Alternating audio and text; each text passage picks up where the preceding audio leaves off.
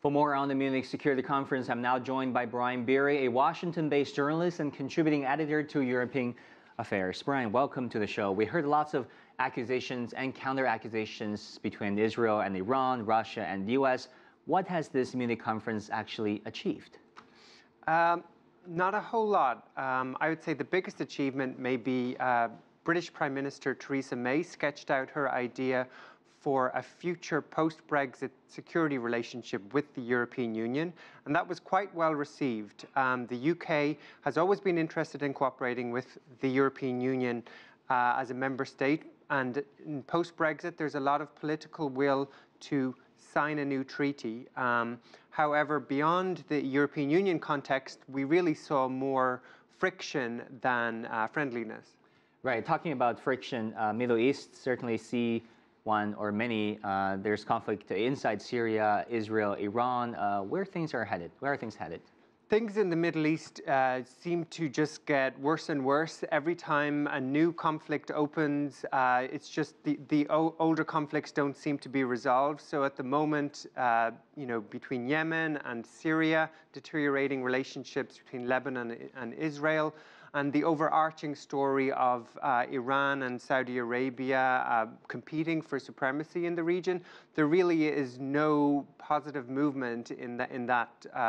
And even in the subplots, we see some deteriorating elements, notably Israel and Iran, with the Prime Minister Netanyahu having fierce words for Iran. Yeah, he's called Iran colonizing Syria.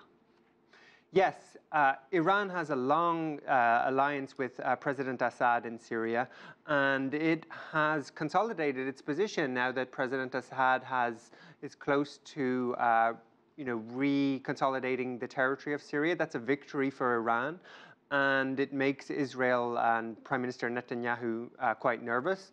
Although it has been noted that Prime Minister Netanyahu is facing a lot of domestic problems with corruption allegations, and that going on the attack against Iran may be a welcome distraction from that also. Let's talk about U.S. and Russia. 13 Russian officials have been officially indicted.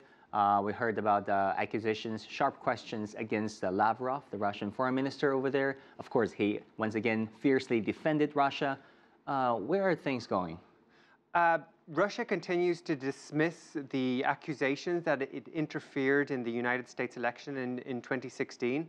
However, all of the arms of the U.S. government are coalescing around the consensus that, in fact, it did, and in particular by using U.S. social media platforms like Facebook.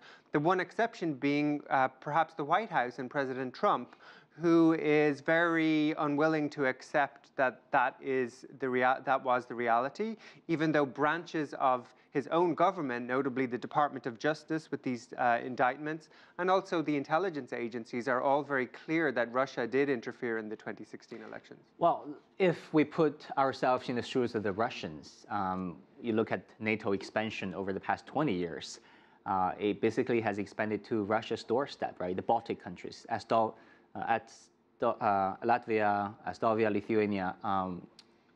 Are there legitimate concerns from Moscow? Very short answers, please. No, in a word, because the only concerns are from the NATO members who fear being invaded by Russia, notably the Baltics. And that is why NATO have beefed up their troop presence there. There's no immediate plans to expand NATO membership either. Brian Beary, thanks so much for your insight.